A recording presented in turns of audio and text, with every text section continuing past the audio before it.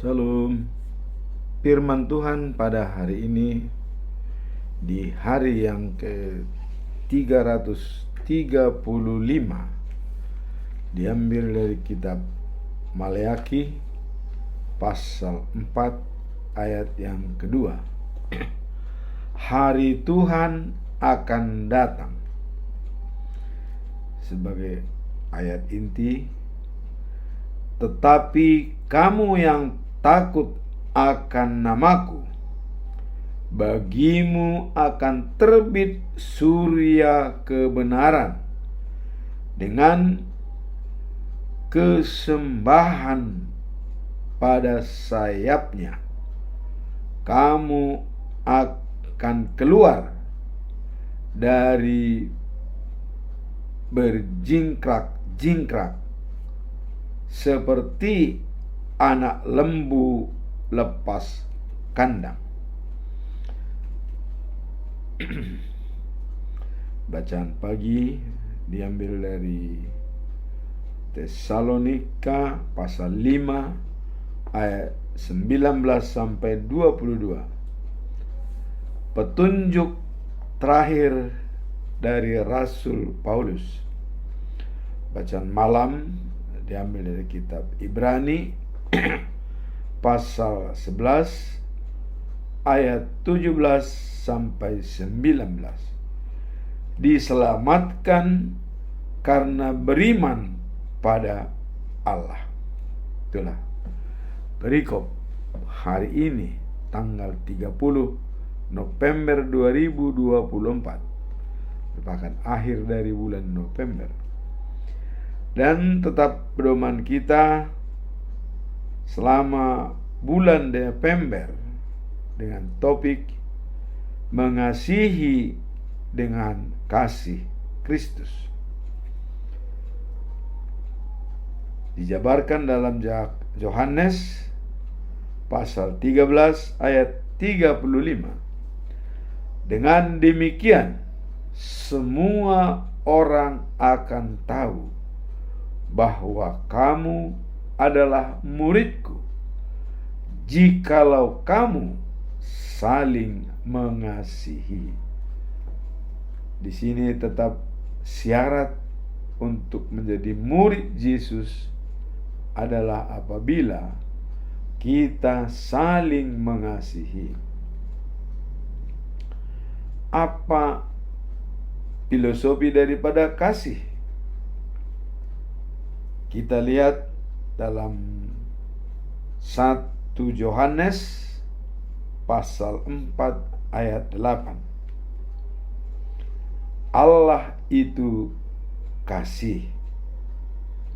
Barang siapa tidak mengasihi, ia tidak mengenal Allah, sebab Allah itu adalah kasih.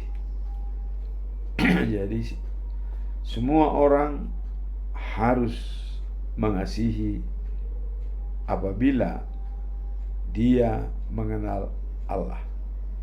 Tapi orang yang tidak mengasihi itu tidak mengenal Allah.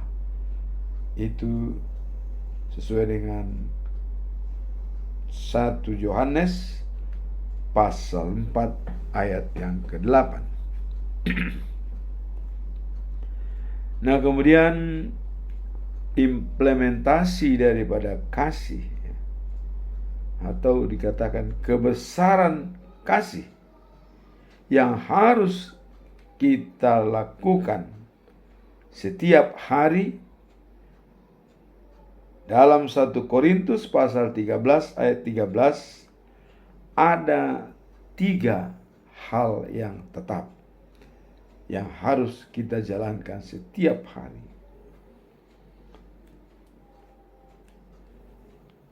Jadi untuk saat ini yang dikatakan 3 hal yang harus kita lakukan ialah percaya atau iman percaya atau kepercayaan. Iman percaya pada Tuhan. Yang kedua adalah berharap, atau disebut juga pengharapan. Kita punya tujuan akhir hidup, dan itulah harapan kita. Yaitu apa itu tujuan akhir hidup? Life after life, the news of Jerusalem. Artinya, kehidupan setelah hidup saat ini adalah menuju Yerusalem yang baru. Itulah tujuan akhir hidup kita. Kemudian yang tiga adalah saling mengasihi atau kasih. Nah, yang paling penting dari ketiganya itu ialah kasih atau mengasihi orang lain. Dan mengapa dikatakan kasih yang paling besar dari kedua lainnya, atau iman dan pengharapan? Karena kasih itu bisa menutupi banyak dosa. Kalau iman percaya membuat supaya kita tidak melakukan dosa. Pengharapan kita adalah berdasarkan iman yang kita lakukan. Namun kasih dapat menuntun kita menuju kekal dan abadi. Karena kasih dapat menutupi banyak dosa. Seperti tertulis dalam 1 Petrus pasal 4 ayat 8. Tetapi terutama kasihanilah sungguh-sungguh seorang dan yang lain, sebab kasih menutupi banyak dosa. Dalam 1 Petrus pasal 4 ayat 7, segala sesuatu sudah mendekati kesudahannya. Sebab itu hendaklah kalian menguasai diri dan waspada, supaya kalian dapat berdoa. Menguasai diri dan waspada. Bagaimana kita menguasai diri dan waspada? Ya, tentu dalam Amsal 16 ayat 32 dikatakan, ya, orang sabar melebihi seorang pahlawan. Orang menguasai diri melebihi seorang menaklukkan sebuah kota. Dan orang sabar itu adalah tidak cepat marah, lebih baik daripada mempunyai kuasa. Kemudian menguasai diri lebih baik daripada menaklukkan kota. Untuk menguasai diri, yang paling utama kita hindari adalah membenci orang atau dendam. Karena kebencian dapat menimbulkan pertengkaran dan membunuh karakter orang lain. Jadi kebencian itu dapat membunuh karakter orang lain, ya, dan membunuh karakter orang lain. Amsal 10 ayat 12 dikatakan, kebencian menimbulkan pertengkaran, cinta kasih mengampuni semua kesalahan. Itu ya contoh seperti Daud yang pernah kita katakan, dia mengasihi dan tidak membalas kebencian dari Saul. Nah, kemudian Yusuf juga mengasihi saudara-saudaranya dan tidak membalaskan kebencian kepada saudaranya waktu mereka minta bantuan. Tidak mengingat dosa yang dilakukan oleh saudaranya dengan menjualnya ke Mesir. Dia mengasihi, maka itu bisa menutupi semua kesalahan-kesalahan daripada abangnya dan adik-adiknya. Nah, kemudian ada lagi perumpamaan Yesus tentang anak sulung dan anak bungsu, yaitu adanya anak seorang keluarga mempunyai dua anak, sulung dan bungsu, dan si bungsu meminta bagian sehingga dia berpoya-poya menghabiskan hartanya. Tapi pada saat dia menderita, datang kepada ayahnya. Ayahnya mengasihi sehingga bisa menutupi dosa yang dibuat oleh anaknya.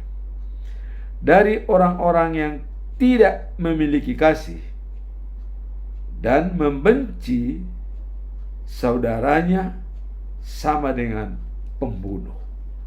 Nah, jadi di sini dapat disimpulkan bahwa orang-orang yang tidak memiliki kasih dan membenci saudaranya sama dengan pembunuh.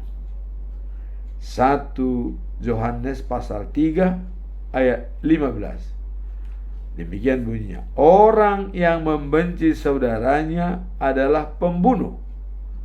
Dan kalian tahu bahwa seorang pembunuh tidak mempunyai hidup sejati dan kekal. Nah, dengan jalan inilah kita mengetahui cara mengasihi sesama.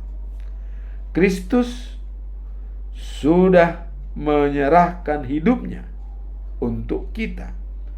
Sebab itu, kita juga harus menyerahkan hidup kita untuk saudara-saudara kita. Kalau seorang yang berkecukupan, ya, hendaklah membantu saudaranya berkekurangan, tetapi tidak mau menolong saudaranya itu, bagaimana orang itu dapat mengatakan bahwa ia mengasihi Allah? Jadi orang mengatakan mengasihi Allah, tapi dia tidak bisa membantu saudaranya yang butuh pertolongan. Itu adalah tidak ada artinya. Kemudian janganlah kita mengasihi hanya di mulut atau hanya dengan perkataan saja. Hendaklah kita mengasihi dengan kasih yang sejati, yang dibuktikan dengan perbuatan kita. Sebab iman tanpa perbuatan adalah mati. Jadi kasih itu dibuktikan dengan nyata, dengan perbuatan kita. Mengasihi dengan kasih Kristus adalah mewujudkan kasih storge, kasih filia, kasih eros, dan kasih agape. Apa itu kasih storge? Yaitu mengasihi saudara kandung dan keluarga dekat yang masih sebapa satu ibu, keluarga kandung. Nah, kemudian kasih filia adalah mengasihi saudara yang bukan saudara kandung, tetapi pertemanan. Itulah yang dikatakan kasih filia. Nah, kemudian yang ketiga adalah kasih eros, yaitu adanya percintaan, saling mencintai, saling mengasihi antara laki-laki dan perempuan, dan diwujudkan dengan perkawinan di dalam rumah tangga. Karena itu adalah hadiah dari Tuhan Allah untuk menciptakan keturunan. Dan kasih agape yang terakhir adalah kasih tanpa balas jasa, tanpa harus meminta imbalan. kasih yang tulus dan ikhlas diberikan secara cuma-cuma. Dan yang lebih penting adalah kasih agape yang tetap dan kekal selama-lamanya di dunia dan di surga. Kasih tanpa belas jasa, kasih yang tulus, ikhlas, dan sungguh-sungguh. Sekarang kita masuk dalam perikop hari ini, yaitu Maleaki pasal 4 ayat 2. Hari Tuhan akan datang menyelamatkan orang yang beriman pada Allah. Tuhan berkata, akan tiba harinya semua orang sombong dan jahat dibakar seperti jerami. Pada hari itu mereka akan dibakar habis dan tak ada yang tersisa dari mereka. Itulah kalau sudah hari Tuhan datang. Tetapi bagi kamu yang taat kepadaku, kuasaku yang menyelamatkan akan terbit dan laksana matahari dan sinarnya membawa penyembuhan. Kamu akan bebas dan bergembira seperti anak sapi yang baru dikeluarkan dari kandangnya. Jadi kalau kita lihat anak sapi dikeluarkan dari kandangnya, dia bercingkrak-cingkrak lari, ya, sangat senang. Nah, seperti itulah ya yang kita diselamatkan oleh Tuhan Allah. Nah, kemudian pada hari itu aku akan bertindak dan kamu akan mengalahkan orang-orang jahat sehingga mereka seperti debu yang kamu injak-injak. Jadi termasuk musuh-musuh kita pada hari kemenangan itu bisa kita injak seperti debu, ya, karena kita sudah diselamatkan. Kemudian ingatlah ajaran-ajaran hambaku Musa, ya. Ingat hukum-hukum dan perintah-perintah yang kuberikan di Gunung Sinai untuk ditaati seluruh Israel. Nah, tetapi sebelum hari yang tepat, ya, dan dahsyat yang kutentukan itu tiba, akan kuutus kepadamu Nabi Elia. Ia akan membuat bapak-bapak dan anak-anak bersatu hati supaya aku tidak datang membinasakan negerimu. Nah, jadi diutus Nabi Elia sebelum penghakiman itu untuk mempersatukan antara bapak dan anak, karena itu adalah merupakan inti, ya. Nah, dan kalau kita melihat dari Maleaki 4 pasal 5 sampai 6, sesungguhnya aku mengutus Nabi Elia kepadamu sebelum datangnya hari Tuhan yang besar dan dahsyat itu. Dan ia akan memulihkan hati bapa kepada anak-anaknya dan hati anak-anaknya kepada bapak-bapaknya, supaya aku jangan datang dengan memukul bumi dengan kutuk. Nah, jadi artinya Tuhan datang mendapati orang-orang yang bersatu, terutama antara bapa dengan anak, sehingga tidak akan datang dengan memukul bumi dengan kutuk. Nah, itulah dikatakan bahwa Nabi Elia akan datang sebelum hari penghakiman tiba. Ayat ini mengingatkan kita bahwa Tuhan sebelum kedatangannya yang kedua kalinya, Tuhan akan mengutus Nabi Elia sebagai simbol pemulihan. Ya. Pesan ini menggambarkan pentingnya persiapan spiritual dan rekonsiliasi dalam hubungan keluarga. Jadi diingatkan supaya keluarga berdamai ya dengan kedatangan Dia sebelum kedatangan Tuhan, supaya semua bersatu berdamai antara bapa dan anak dalam keluarga untuk memuji dan memuliakan Tuhan, serta menyiratkan kasih dan perhatian Tuhan terhadap umatnya agar mereka tidak terpisah darinya. Nah, kemudian pertanyaan kita, bagaimana semua orang yang meninggal dan tidak sempat melihat Nabi Elia? Bagaimana? Karena katanya sebelum kedatangan Tuhan, Nabi Elia datang untuk membantu membuat bersatu bapak dan ibu. Bagaimana dengan orang-orang yang sudah meninggal? Ya. Nah, dikatakan mereka yang telah meninggal dalam iman kepada Kristus akan mengalami kebangkitan terlebih dahulu. Ya.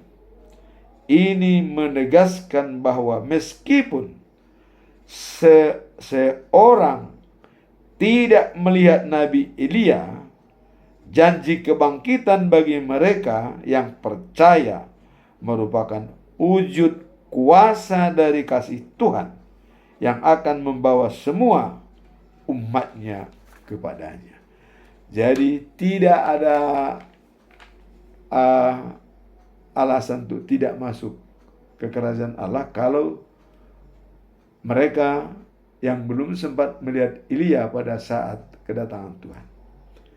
Karena dikatakan bahwa mereka yang telah meninggal dalam iman kepada Kristus ya, akan mengalami kebangkitan terlebih dahulu. Jadi orang-orang ya, yang percaya itu akan dibangkitkan lebih dahulu.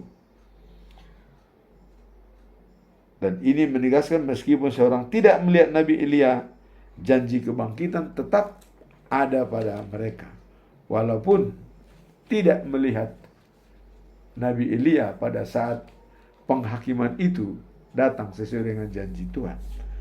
Nah, dalam Wahyu pasal 20 ayat 12 sampai 13 dikatakan bahwa dan aku melihat orang mati baik yang besar maupun yang kecil berdiri di depan tahta, dan kitab-kitab dibuka, dan kitab-kitab yang lain dibuka, yaitu kitab kehidupan. Jadi ada kitab kehidupan ya. Dan orang mati diadili menurut perbuatannya, menurut apa-apa yang tercatat dalam kitab-kitab itu. Jadi semua kelakuan-kelakuan kita semasa hidup itu sudah dicatat dalam buku tersebut, sehingga tinggal dibacakan dan dilihat satu persatu. Ini menunjukkan bahwa semua orang, termasuk orang yang tidak percaya, akan dihidupkan kembali untuk diadili ya, berdasarkan apa yang telah mereka lakukan selama hidup mereka. Jadi yang sudah meninggal, baik yang percaya kepada Tuhan dan juga yang tidak percaya, semua akan dibangkitkan menuju pengadilan Tuhan. Dalam konteks ini, kebangkitan tersebut adalah tanda bahwa Allah memegang kuasa atas hidup dan mati. Dan setiap orang akan bertanggung jawab atas hidup mereka di hadapan Tuhan. 1 Tesalonik 4 ayat 16 sampai dengan 17 ya. Waktu trompet Allah berbunyi dan malaikat yang berseru-seru, Tuhan sendiri akan turun dari surga, dan yang mati dalam Kristus akan lebih dulu bangkit. Ini menunjukkan bahwa orang yang sudah meninggal dalam iman kepada Kristus akan bangkit dan bertemu dengan Tuhan. Itulah dikatakan tadi bahwa Tuhan akan datang. Ya. Artinya hari Tuhan pasti datang. Pada saat hari Tuhan datang, katakan lebih dulu dikirim atau diutus Nabi Elia untuk mempersatukan antara bapa dan anak. Tapi walaupun tidak melihat Nabi Elia seperti orang-orang yang sudah meninggal duluan, itu tetap yang percaya dibangkitkan oleh Tuhan dan akan diberikan juga hidup yang kekal. Sekarang kita masuk dalam bacaan pagi, yaitu 1 Tesalonik pasal 5 ayat 19 sampai 22. Petunjuk terakhir dari Rasul Paulus untuk jemaat di Tesalonika. Apa yang dikatakan Paulus?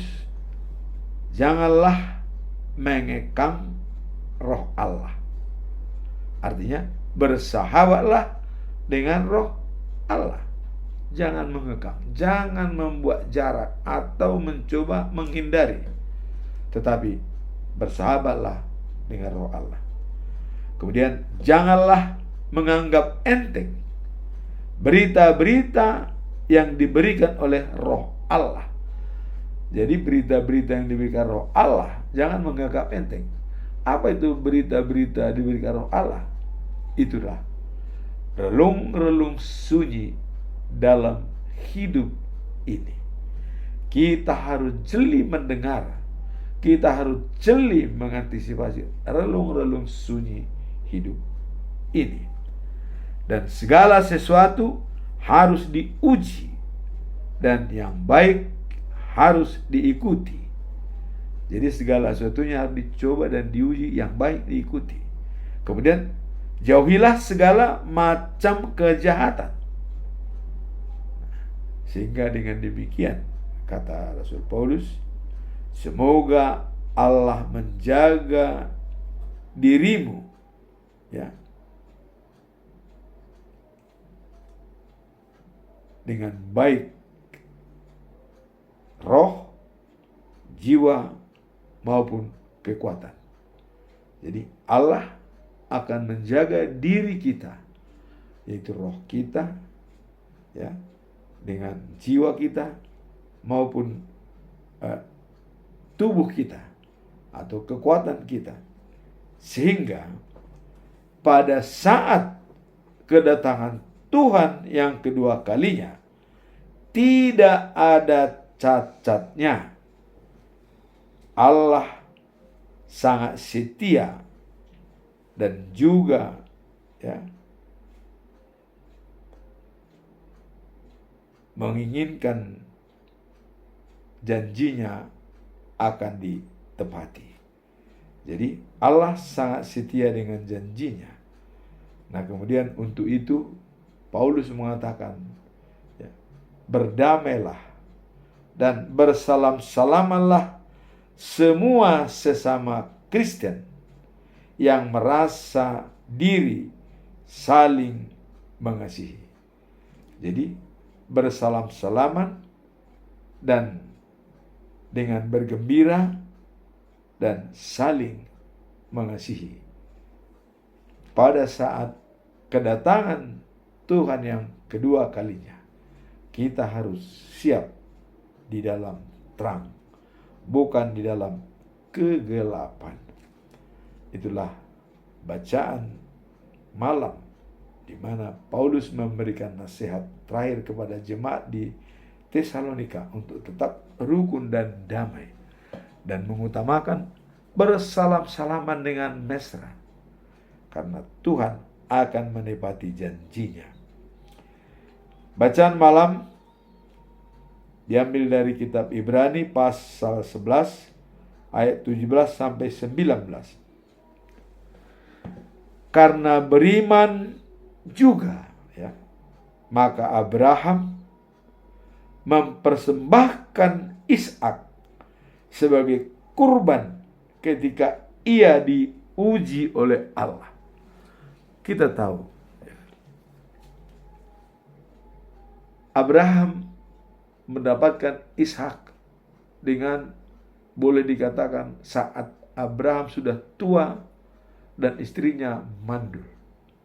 Tapi dengan doa mereka, Tuhan memberikan keturunan, yaitu Ishak. Nah, kemudian sudah ditunggu begitu lama dan harus diminta oleh Tuhan Allah. Ini diuji iman daripada Abraham. Abraham, serahkan anakmu itu, bawa ke Gunung Moria. Ya. Artinya serahkan, disembelih. Abraham nurut.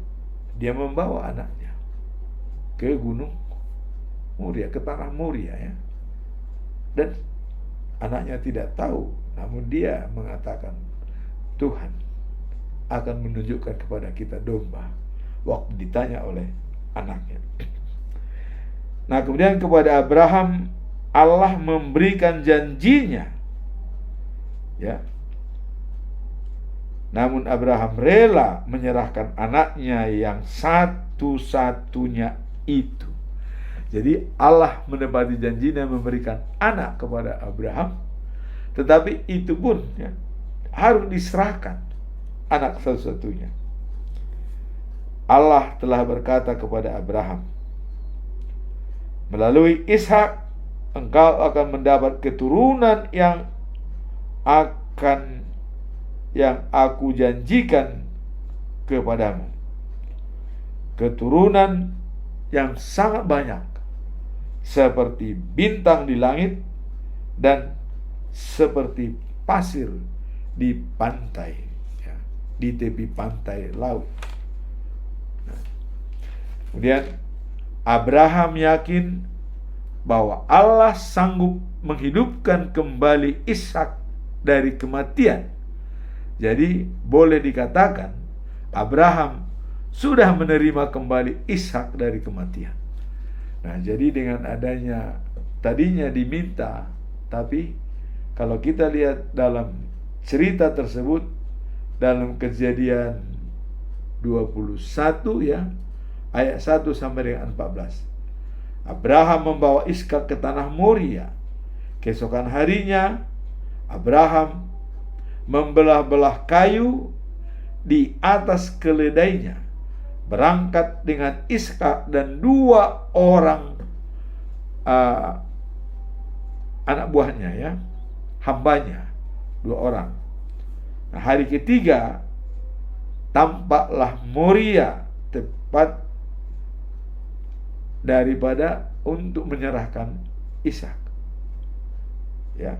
Berkata pada hamba, tinggallah kamu di sini, katanya, dengan keledai ini, kayu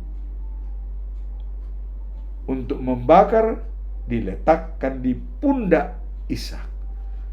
Jadi kayu yang akan membakar Ishak itu dibawa oleh Ishak di pundaknya.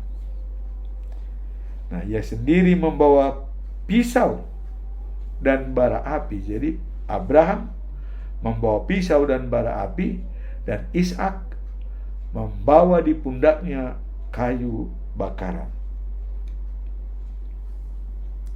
Kemudian Ishak bertanya kepada ayah, "Ada apa, anakku?" Kata ayahnya, Ishak, kita sudah membawa api dan kayu. Tetapi, di manakah anak domba untuk kurban bakaran? Ini pertanyaan daripada si anak yang tidak mengetahui siapa yang harus dikorbankan. Karena dirinya sendirilah yang diminta oleh Tuhan. Abraham menjawab dengan sangat-sangat persuasif. Allah sendiri akan menyediakan anak domba itu.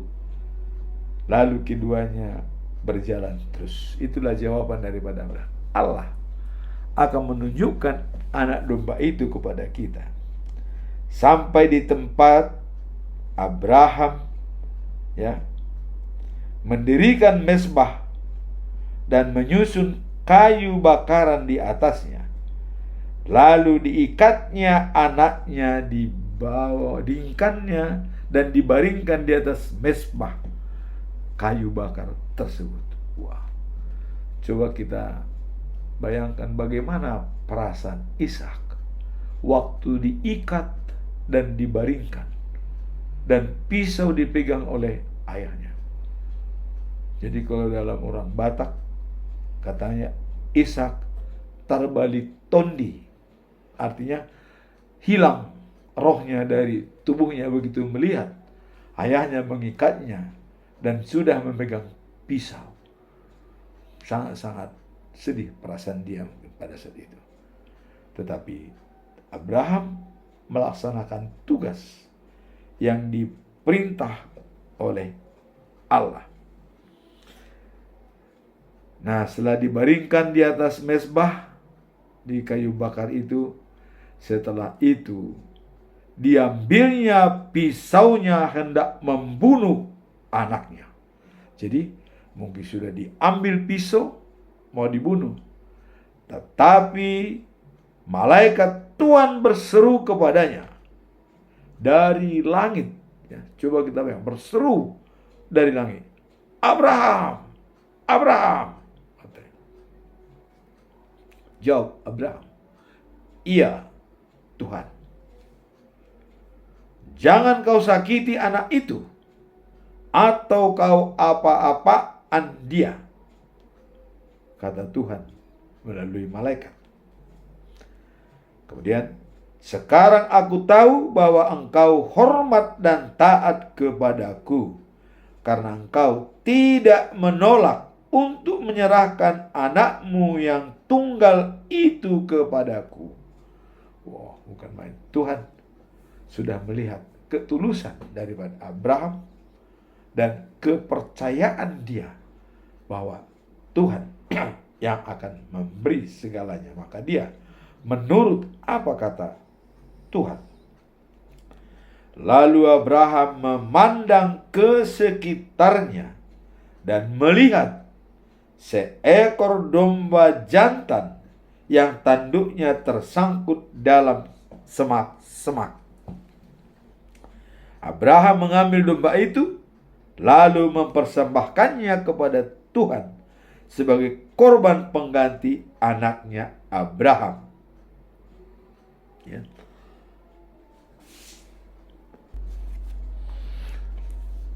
Jadi jelas ya, Tuhan memberikan anak domba di semak-semak tersangkut tanduknya. Abraham mengambilnya. Kemudian Abraham menamai tempat itu bahwa Tuhan menyediakan yang diperlukan. Itulah nama tempat tanah Moria yang diberikan oleh Abraham. Dan sampai sekarang orang menyatakan di atas gunungnya Tuhan menyediakan yang diperlukan. Malaikat Tuhan berseru kepada Abraham, "Aku bersumpah demi namaku sendiri, karena engkau telah melakukan hal ini dan tidak menolak, aku akan memberkati engkau dengan berlimpah-limpah keturunanmu seperti bintang di langit dan juga seperti pasir di tepi laut. Itulah jawaban Tuhan setelah Abraham menuruti perintah Allah. Hatinya tulus. Kemudian dikatakan, anak cucumu akan mengalahkan musuh-musuhmu. Semua bangsa di bumi akan memohon kepadaku supaya aku memberkati mereka sebagaimana telah kuberkati keturunanmu, karena engkau telah mentaati perintahku. Nah, itulah ya, akibat daripada perbuatan Abraham, maka berimbas kepada semua cucunya dan keturunannya diberkati oleh Tuhan, dan bahkan dikatakan akan mengalahkan musuh-musuh. Jadi hanya perlakuan seorang yang percaya dan sangat kuat imannya, kita bisa diselamatkan. Ini adalah gambaran, Abraham adalah gambaran seperti Yesus Kristus menyelamatkan manusia di dunia ini ya.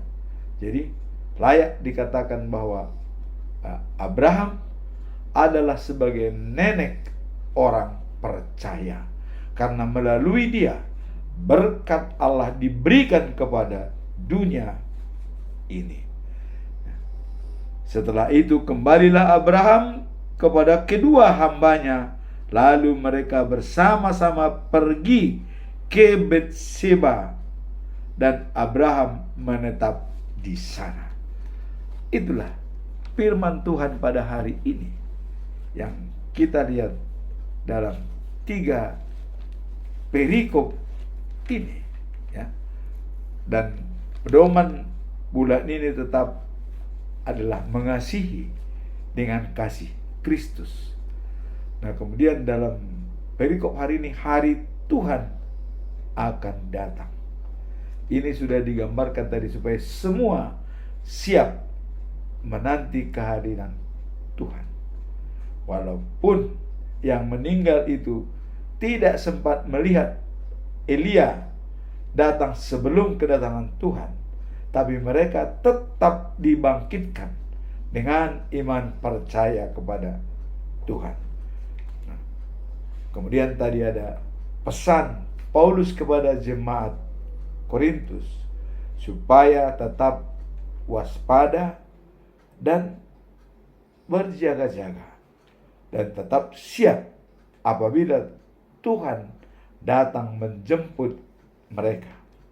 Dan dianjurkan supaya selalu bersalam-salaman dengan mesra dan selalu mengandalkan Tuhan. Dan kita akan siap kapanpun Allah datang menjemput kita dari dunia ini. Itulah pesan terakhir daripada Paulus. Nah, kemudian perikop terakhir tadi adalah diselamatkan karena beriman. Dan kita sudah mengetahui siapa-siapa yang diselamatkan karena iman, kepercayaan yang sangat kuat dan kokoh. Habel, persembahannya diterima oleh Tuhan. Kemudian Henok mengatakan bahwa orang tidak bisa menyenangkan hati Allah apabila tidak beriman. Jadi hanya orang yang beriman yang bisa menyenangkan hati Allah. Itulah pernyataan Henok.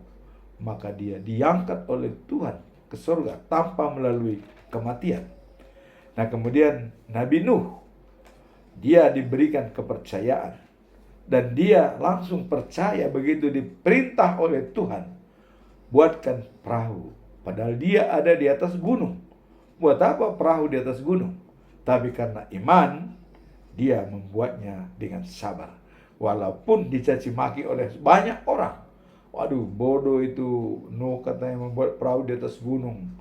Mereka tidak tahu kalau itu adalah perintah Allah. Nah kemudian Abraham diselamatkan karena dia beriman, dan juga Sarah yang sudah mandul diberikan Tuhan anak, ya, Ishak. Tapi itu pun masih diuji kekuatan Abraham. Sudah lama ditunggu, diberikan oleh Tuhan. Tapi diminta kembali untuk diserahkan kepada Tuhan. Tapi apakah Abraham menolak? Tidak. Abraham menurut. Diberikan karena Tuhan yang memberi, ya, kembalikan kepada Tuhan. Itulah kira-kira pikiran daripada Abraham. Sehingga dengan perlakuan Abraham berimbas kepada semua manusia, ya, termasuk cucu segala macam yang sudah turun-temurun, diberkati oleh Tuhan. Jadi akibat pekerjaan Abraham, manusia saat ini mendapat berkat dari Tuhan. Itulah firman Tuhan pada hari ini. Semoga firman ini dapat lebih membekali kita di dalam kehidupan kita untuk tujuan akhir, life after life, the news of Jerusalem. Amin. Tuhan memberkati kita.